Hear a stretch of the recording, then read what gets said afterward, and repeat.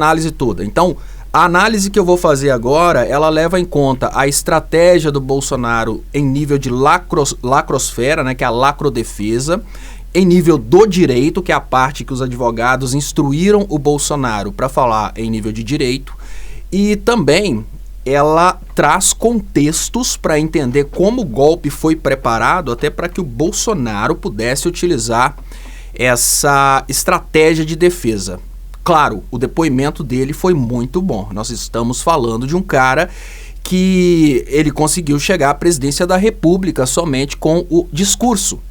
Mas o depoimento dele não vale nada para alterar a condenação dele, que é uma condenação que já está prevista. Então, para quem está aí, nossa, ele falou muito bem, gente, é lógico que ele falaria muito bem.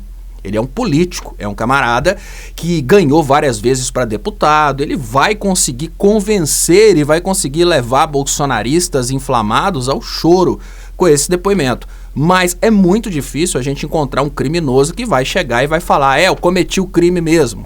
A maioria dos criminosos são orientados pelos advogados em como falar que não cometeram crime. Então, não fiquem naquela ideia de que porque o Bolsonaro negou tudo, não tem crime. Não, a justiça, ela é exatamente isso. O cara faz a defesa dele, uma estratégia de defesa para negar absolutamente tudo, e ele nega tudo, mas a Procuradoria-Geral da República está ali para provar que, apesar dele ter negado, os crimes aconteceram. Então, esse é o primeiro ponto que eu trago para vocês para tranquilizar. No meu ponto de vista, tudo que o Bolsonaro trouxe hoje já é mais do mesmo e não altera o resultado do julgamento final contra o Bolsonaro. Eu tenho uma análise que vai muito além do direito, eu tenho uma análise dos interesses. O interesse do Tribunal Superior Eleitoral e do STF é exatamente uma vingança contra o Bolsonaro. Peço desculpas para as pessoas que acham que a justiça, ela se finda na justiça. Não, nos interesses também daquelas pessoas. Bolsonaro, o plano dele era matar ministros do STF, o plano dele era fechar o TSE e, obviamente, no TSE naquela época tinham 3 ministros do STF. Nós estamos falando de um Bolsonaro que já está pré-condenado porque, embora isso seja uma estratégia da direita para se defender nesse momento, o Bolsonaro, ele vitimizou quem nesse momento está julgando o próprio Bolsonaro. Então, o Aécio, por exemplo, nunca foi julgado. O Temer nem vai ser julgado. O Collor foi julgado só nesse momento para cumprir pena em casa. É uma coisa completamente diferente do Bolsonaro, porque a vítima do Aécio, a vítima do Temer, a vítima do Collor somos nós. A vítima do Bolsonaro é quem está julgando, é o ministro do STF. Então, já deixo vocês tranquilos agora nesse início, para que ninguém pense que o Bolsonaro ter tido um bom desempenho e um desempenho educado nesse depoimento signifique qualquer coisa para defesa dele. Não significa nada, mas significa para lacrosfera, para lacrodefesa. Agora, a lacrodefesa do Bolsonaro está um pouco devagar, ela tá fraquinha. A lacrodefesa do Bolsonaro não é como antes, porque ele não tem o mesmo engajamento nas redes. Então a produção de material, imagine o seguinte, nós temos o STF que é vítima do Bolsonaro. O Bolsonaro está o tempo todo produzindo material contra o STF. Então essa lacrodefesa, ela tem perdido força, principalmente porque as emissoras de televisão não querem repercutir essas críticas contra o STF. E a gente tem os próprios bolsonaristas nas redes que estão agora procurando outro malvado favorito. Eles não estão mais lutando tanto pelo Bolsonaro. Então, a lacrodefesa do Bolsonaro perdeu bastante. Essa lacrodefesa produzida hoje no meio jurídico, ela não tem valor nenhum. Então, tudo que o Bolsonaro fez para lacrar não tem valor nenhum dentro do processo. Estratégia do Xandão, deixar o Bolsonaro falar o que ele quiser. Se fosse um julgamento convencional, o Bolsonaro teria sido interrompido, porque todas as perguntas ele gastava 95% do tempo fazendo campanha política, campanha de que ele é um menino bom, e talvez 5% do tempo para responder a pergunta. O juiz normalmente não deixa isso acontecer. Mas o Alexandre de Moraes, ele jogou com o Bolsonaro de uma forma que o Bolsonaro não vai ter condições de falar que ele teve qualquer tipo de cerceamento de defesa no depoimento. Bolsonaro utilizou o depoimento para falar mal do Lula. Inclusive, um ponto que eu acho que o Bolsonaro fez, que é extremamente idiota sob o aspecto jurídico, apesar de que ele acredita que no aspecto da lacrodefesa isso vai ajudá-lo, é que a culpa de tudo é do TSE. E aí ele deixa várias vezes, transparecer a ideia de que o STF e os depoentes todos mudaram de lado e foram puxa-saco do Lula. E aí ele deixa transparecer a ideia que o STF de hoje estaria perseguindo o Bolsonaro porque o STF é do Lula. Isso gera um efeito vaidade no STF, que o Bolsonaro quer colocar o efeito vaidade do tipo: o STF, para provar que não é do Lula, não pode me condenar, mas gera o contrário, porque gera repugnância, porque essa conversinha já ficou muito chata. Essa conversinha já ultrapassou todos os limites. Então, tudo que o Bolsonaro fez de errado é por culpa do TSE, que multou em 22 milhões de reais o partido do Bolsonaro. Ele não sabia direito o valor e nem sabia que o partido tinha recorrido. Ou seja, foi a estratégia jurídica para tentar tirar o dolo e a estratégia de lacração para dizer que, como a justiça virou as costas para ele, ele foi simplesmente discutir o que poderia ser feito somente se tivesse provas de golpe de Estado. E aí eu queria trazer para vocês uma coisa que é muito, mas muito importante mesmo nós entendermos desde já. Por isso que eu falo, essa análise não pode ser vista em partes, você precisa ver do início ao fim.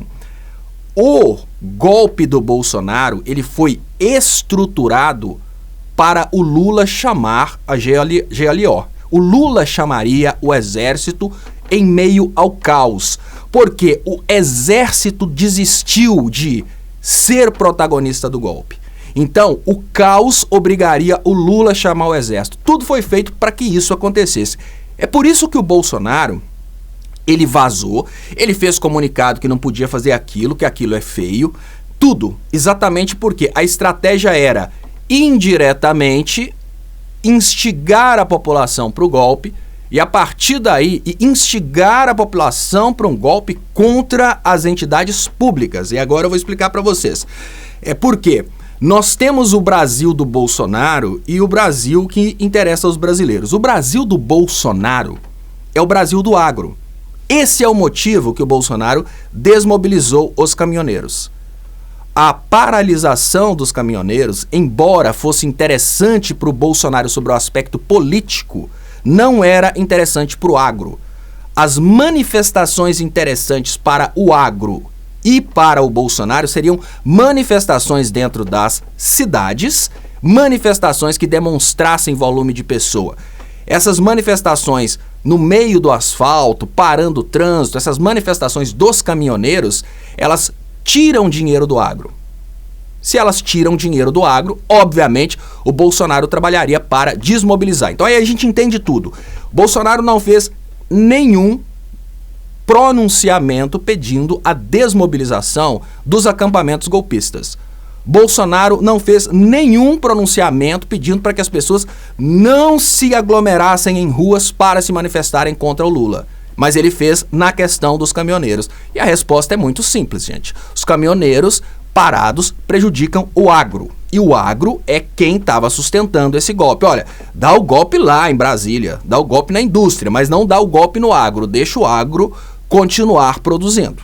Lógico, estratégia muito básica. O Bolsonaro fala todo o tempo sobre esse único movimento dele que seria contra o golpe dos caminhoneiros. É o único. Mas vamos imaginar a seguinte coisa, né? Vamos pensar da seguinte forma. Bolsonaro desmobilizou os caminhoneiros? Não. Quem desmobilizou os caminhoneiros foi Alexandre de Moraes, né, com multas que chegavam a 100 mil reais. Foi isso que desmobilizou os caminhoneiros. Mas é muito importante vocês entenderem que a finalidade do Bolsonaro se manifestar contra as mobilizações dos caminhoneiros não é porque ele queria paz e queria uma transição pacífica, nada disso. É porque os caminhoneiros, em grande parte, estavam atrapalhando o agro. Ou porque eram caminhoneiros do agro, ou porque estavam atrapalhando o fluxo da produção do agro, que é o patrão do Bolsonaro durante todos esses 4 anos e, obviamente, o financiador do golpe. Então, olha só, ele vai tentando digamos que, alicerçar a ideia de que ele não está ligado ao golpe, e agora vem a grande inteligência da estratégia de golpe do Bolsonaro. Ele vai tentando alicerçar a ideia de que ele não tinha nada a ver com o golpe, com essa ideia de que ele fez uma transição pacífica, com essa ideia de que trocou os comandos militares e com essa ideia de que ele incentivou, depois da quebradeira, ele incentivou as pessoas que não fizessem a quebradeira. No entanto, ele viajou no dia 30 de uma forma muito misteriosa. A gente sabe que ele viajou no dia 30 porque já esperavam alguma coisa acontecer. Eram as promessas que alguma coisa vai acontecer nas próximas 72 horas. E agora dá para vocês entenderem completamente qual foi a ideia do Bolsonaro. Qualquer golpe militar, ele só funciona em um país subdesenvolvido como o Brasil se ele tiver apoio de uma potência. Porque quando acontece um golpe militar, os países não reconhecem a soberania daquele país. E uma potência, normalmente, que apoiou o golpe se torna a metrópole daquele país. Então, tem um golpe militar no Brasil. Se esse golpe foi combinado com os Estados Unidos e os Estados Unidos vão dar apoio no golpe militar no Brasil, continua a relação Brasil e Estados Unidos. Se esse golpe tem apoio da Rússia, continua a relação Brasil-Rússia. Ou China, Brasil-China. Mas se o golpe não tem apoio de uma potência nuclear, a gente tem as tropas da ONU invadindo aquele país onde teve o golpe e acabou o golpe. Então é preciso entender o que ele chamou de after day, mas é day after do golpe. O day after do golpe depende de quem está com você no golpe. Se tem uma potência por trás no golpe, como é o caso da potência que estava por trás ali da Ucrânia, que no caso eram os Estados Unidos, agora não tem mais Ucrânia por trás dos Estados Unidos, e o palhaço dos Estados Unidos está louco, porque agora ele viu que o bicho vai pegar pro lado dele, mesmo sendo Ucrânia, mesmo tendo apoio de outras potências europeias. Se não tem uma potência, os militares não entram no golpe. Os militares não vão dar o golpe. Então qual que foi a estratégia do Bolsonaro para ser um golpe militar, mas sem iniciativa dos militares? Então, durante todo o percurso, o Bolsonaro tentou nos Estados Unidos, mas o Biden não estaria a fim de se comprometer com mais uma guerra, né? Guerra da Ucrânia, problema também na Palestina, a questão da massacre, não vou chamar de guerra porque é um massacre, e também se envolver, além da questão com a Venezuela, se envolver com o Brasil também em golpe. Estados Unidos não estavam dispostos a isso, até porque o partido do Biden faz de conta que é de esquerda, que é amigo da esquerda ao redor do mundo. Por outro lado, o Bolsonaro tentou, e todos nós sabemos que o Bolsonaro tentou um apoio da Rússia para esse golpe, voltou da Rússia caladinho, e a partir daí todas essas ideias relacionadas a golpe, elas foram mudando para a estratégia de criar o ambiente para o Lula ser obrigado a chamar uma garantia de lei e ordem, que é a GLO, ou o Lula atirar contra a própria população. Essa era a estrutura do golpe para o dia 8 de janeiro. As pessoas do 8 de janeiro, elas todas dizem a mesma coisa. Os generais ficaram de chegar e não chegaram. Os generais ficaram de chegar e não chegaram. Cadê os generais? A resposta é muito simples. Olha, a gente sabe que teria quebradeira no 8 de janeiro. Porque dos ônibus que foram pro 8 de janeiro, todos eles levavam patrões, todos eles levavam o povo do agro, todos eles levavam os chefes. No 8 de janeiro só foram os idiotas. Não foi nenhum patrão no 8 de janeiro. Então, eles já sabiam que ia ter a quebradeira do 8 de janeiro. É só raciocinar por lógica. Todos os eventos que tinham em Brasília de manifestações, sempre ia ali uma liderança, o cara que estava financiando, o agropecuarista, o grande empresário. O do 8 de janeiro não, só foi ralé. Essa galera do 8 de janeiro, o primeiro desespero deles é: cadê o general que prometeu que ia chegar? A lógica deles foi muito simples. No momento em que começasse a quebradeira, o Lula chamaria uma GLO e o próprio Lula entregaria pros militares o controle. A partir dali, os militares fariam todo um processo para deslegitimar o Lula. Porém, a estratégia mais cruel, que é uma estratégia muito óbvia, os militares voltariam contra o Lula se o Lula tivesse usado as forças de segurança para atacar o povo. A intenção deles era a seguinte: vejam bem, só existe a quebradeira se o governo não reage.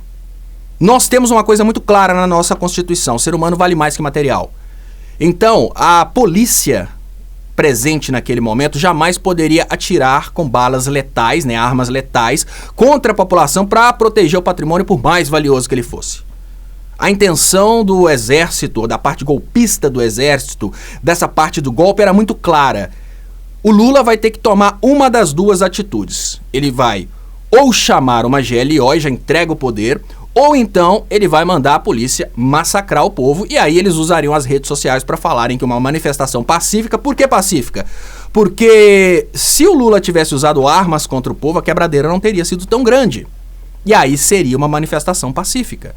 A manifestação pacífica foi recebida pelo Lula com tiros de metralhadoras. Eles tomariam o poder alegando que o Lula seria um genocida contra o próprio povo. Os Estados Unidos já fizeram isso várias vezes, Israel já fez isso, né? Assim, na Síria foi assim. A gente tem vários movimentos que, para tirar o governante que governa para o povo, que não quer vender o petróleo, eles usam essa coisa de encurralar o camarada com o próprio povo para fazer o cara ter que atirar no próprio povo. Isso é coisa bem antiga, não é coisa de agora, não.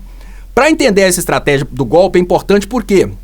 Porque senão a gente acaba acreditando nessa conversinha do Bolsonaro de que ele tinha boas intenções e que o exército transferiu ali para o Múrcia as lideranças, tudo isso antes da transição, e que no 1º de janeiro, claro, gente, já tinham as lideranças das Forças Armadas, mas vamos imaginar que dentro desse esquema de lideranças das Forças Armadas, a célula cancerígena das Forças Armadas que queria o golpe, ela ia atuar diretamente no golpe, exatamente como disse, né, o general que virou lá para a polícia de Brasília e falou: quantas tropas o senhor tem?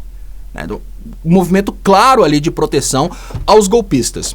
Então, importante entender, a estratégia deles ele não conseguiu o apoio das instituições militares. Como ele não conseguiu o apoio das instituições militares, a estratégia deles foi jogar, e isso é estratégia de guerra. Na guerra, é importante entender a cabeça do Bolsonaro e, obviamente, do general Braga Neto, pensando na estratégia de guerra. Como funciona a estratégia de guerra? Primeiro, você manda a parte mais descartável das Forças Armadas. Os soldados que estão entrando nas Forças Armadas agora, que são descartáveis, eles vão na frente e tomam um tiro.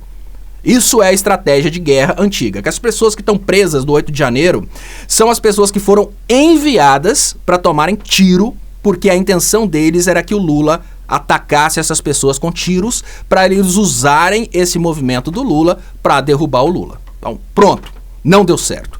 Ali, tanto o Lula quanto o Flávio Dino foram extremamente inteligentes. Sabe por quê?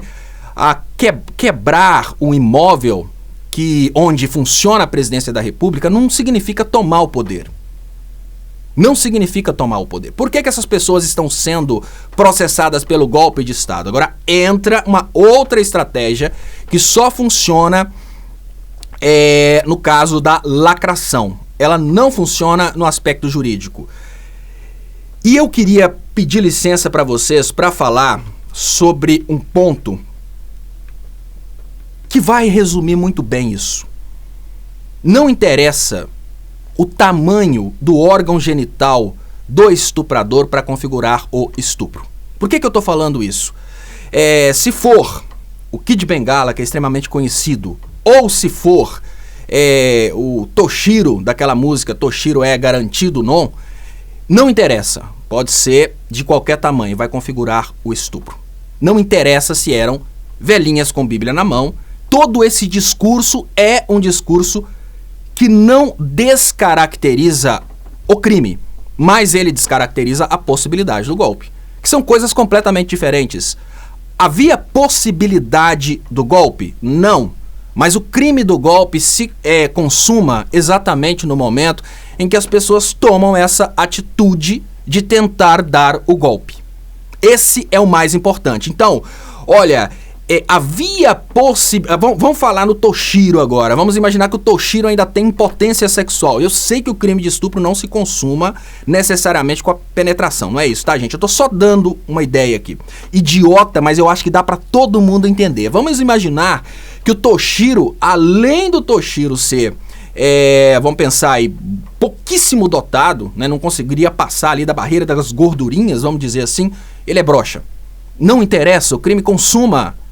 Nós não estamos dizendo nesse momento que aconteceu o golpe, mas que as pessoas estão sendo processadas pelo crime de golpe que no Brasil se consuma no momento em que as pessoas partem para aquela direção com essa intenção. Então, se a intenção do Toshiro foi aquela, ele obviamente vai ser punido pela intenção dele. Assim como as pessoas do 8 de janeiro e o Bolsonaro serão punidos pelo golpe de Estado, porque a intenção deles era o golpe. Então, essa estratégia de defesa, que é uma lacrodefesa, funciona somente entre os bolsonaristas, mas não funciona no meio jurídico, de dizer que, olha, fulano falou que não havia possibilidade de golpe. O que as pessoas dizem que não havia possibilidade de golpe é muito claro. Eu também não vejo possibilidade de golpe por aquele bando de idiotas. Aquele grupo de imbecis ali não teriam o potencial de dar o golpe. O grupo de imbecis foi utilizado como uma linha de frente. Vamos imaginar que numa guerra tá lá a linha de frente. Eles mandam todos os soldados na linha de frente para tomar tiro pro general que tá lá atrás analisar, ó, tá vindo tiro dali, tá vindo tiro dali, tá vindo tiro dali. Aí eles começam a mandar ali, né, bombas, mísseis e seja lá o que for. Então, de uma forma muito básica, eu vou fazer a análise do Bolsonaro para vocês e não vou transmitir a próxima, tá, gente? Porque já tá na hora da live, não vou transmitir o próximo interrogatório, porque nosso interesse mesmo é a prisão do Bolsonaro. Os próximos interrogatórios, eles vão simplesmente confirmar esses detalhes. E aí, vamos lá. Basicamente, o crime do golpe se consuma, mas no mundo da lacrosfera, o Bolsonaro tenta descredibilizar a denúncia falando que foram as velhinhas com Bíblia na mão, né? A Débora do Batom, era só isso que tinha. Mas não, a gente sabe que tinham pessoas armadas, elas se filmaram, importantíssimo. Não foi encontrada uma arma. Bolsonaro, ele, mais uma vez, lacrosfera não significa que vai funcionar no meio jurídico. Tá? Lacração não significa que vai funcionar no meio jurídico. Mas a estratégia dele é uma estratégia boa para ele tentar recuperar público, porque para se defender da condenação, ele não consegue se defender. Então, mais importante que a gente precisa para continuar analisando o discurso dele é entender que ele não partiu para o primeiro projeto, que era os militares darem o golpe de fato. Por quê? Ele percebeu que não conseguiu o apoio do Exército, ele percebeu que não conseguiu o apoio da Aeronáutica, né? Conseguiu o apoio da Marinha, mas não conseguiu o apoio dos outros dois. E aí, ele, nesse momento, ele partiu para outra técnica, que é a técnica que eles têm utilizado, que os Estados Unidos utilizam, que é a técnica da mobilização popular para o caos. Né? Então, beleza, mobilização popular para o caos para depois o presidente Lula atirar em todo mundo e tirar o presidente Lula como genocida. E aí o Bolsonaro voltaria como sendo o segundo eleito e criariam qualquer tipo de teoria para justificar isso, fechariam, obviamente, prenderiam alguns ministros do STF, criariam todas essas situações e já estava planejado ali, né, acusar ministros do STF e essas coisas. Bom, eu vou fazer diferente.